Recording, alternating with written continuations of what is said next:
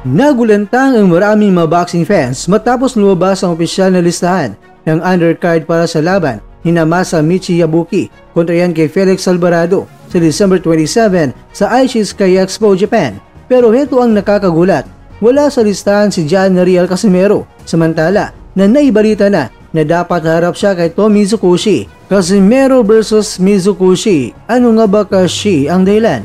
Narito ang buong kwento. Maraming mga boxing fans ang nagulantang matapos kumalat ang listahan ng mga opisyal na undercard para sa malaking bakbakan ni Masamichi Yabuki at ni Felix Alvarado na gaganapin sa December 27 sa Aichi Sky Expo, Japan.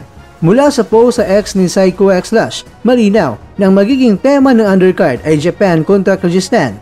7 vs 7 showdown kung saan 7 Japanese fighters ang magtatapat sa 7 boksingerong mula sa Kyrgyzstan. Ngunit sa kabila ng hype, espekulasyon at mga naunang ulat na si Casimero ay nakatakda na umarap sa Japanese rising contender na si Tom Mizukushi, marami ang napaisip at nagtaka. Bakit nga ba wala pang pangalan ni Casimero sa lineup? Bakit hindi pa inilagay ang laban na Casimero vs Mizukushi kung ito na nga ang nabalita? Maraming mga fans ang nagtanong at naghayag ng pangamba, lalo na't patagal nang inabangan ang comeback fight ng Pinoy former 3 Division World Champion matapos ang mabilis na knockout win niya kontra kay Saul Sanchez noong huling laban niya sa Japan. Ngunit ayon sa mga insiders, may malalim na dahilan kung bakit hindi pa nakasama ang pangalan ni Casimero sa opisyal na poster. At ayon kay Kuyang Joseph Rivera, isa sa mga miyembro ng Team Casimero, malinaw na ang sitwasyon na ang buong Yabuki Alvarado event ay matagal nang nakaset up ito at halos sarado na ang lineup bago pa dumating ang ideya na isama si Casimero. Dahil dito, hindi basta pwedeng idagdag ang laban ni Casimero kung wala pang final confirmation mula sa Japanese opponent. At dito pumasok ang mas malaking picture na baka itong si Mizukushi mismo ay hindi pa 100% na confirm. Bagamat talagang naka-line up na si Mizukushi bilang posibleng makalaban ni Casimero, pero baka hindi pa umano nakapirma ang magkabilang panig kaya hindi pa muna maipakita ang laban sa opisyal na poster. Pero sa kabila nito mga kwento, ayon sa ulat ng Yahoo News Japan, sinabi nga ni Koki Kamida, ang promoter at ang head ng Kamida Promotions, na handa silang isali si Casimero kung kaya pa nitong makahabol. Alam naman ng lahat na kagagaling lamang ni Casimero sa laban. Ngunit ayon kay Kamida, kung gusto niyang lumaban agad, pagbibigyan namin basta makumpleto niya ang requirements at confirmation. At mga kakwento din nagsasanay na si Casimero.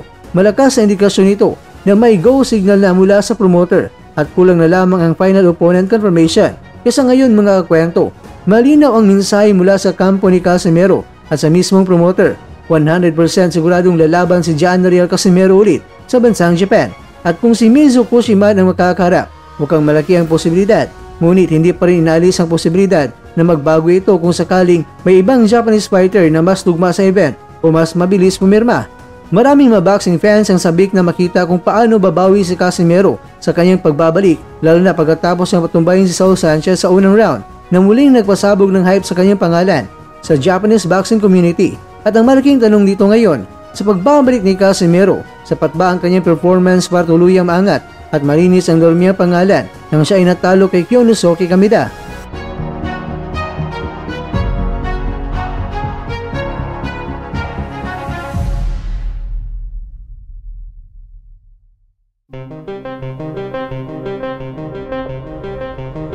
Mga kakwento, isa lamang ang sigurado, sa oras na pumasok muli si Quadruala sa ring sa Japan, walang dudang magiging malakas at eksplosibo ang kanyang statement. At habang hindi pa ipinalabas ang opisyal na announcement, tuloy-tuloy ang ingay, tanong at excitement. Kailan pakita ang laban? Sino ang kalaban? At ang lakas ay gaano nga ba katindi na ipapakita ng Pilipino sa kakaibang lakas na ipapamalas ni Casimero 2.0.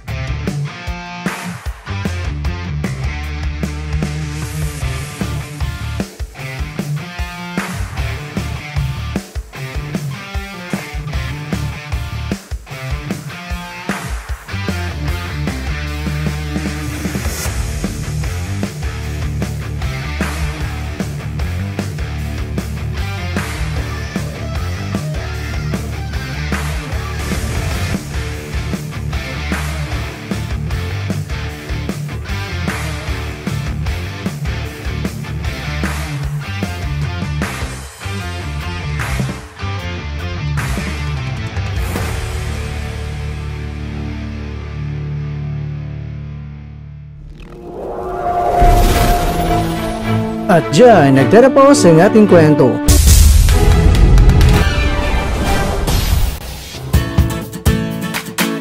Maraming salamat mga kakwento sa inyong panonood. Pero baka naman mga kakwento ay nagustuhan niyo po ang kwento natin ngayon.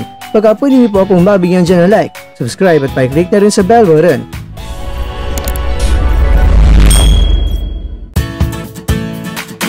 Pero bago tayo tatapos mga kwento, syempre, shoutout po muna tayo dyan sa ating mga kakwento. Kay kakwentong Wildlife Spotlight, kay kakwentong Nick, kay kakwentong Schoolmatcher, at kakwentong nanonood ngayon, shoutout sa iyo dyan. Bueno, hanggang dito na po muna ang ating kwentuhan. At abangan nyo na po ating susunod na video. At dito lang po yan sa isang channel na kung saan maaring ito'y mga kwentong di pa na kwento sa inyo.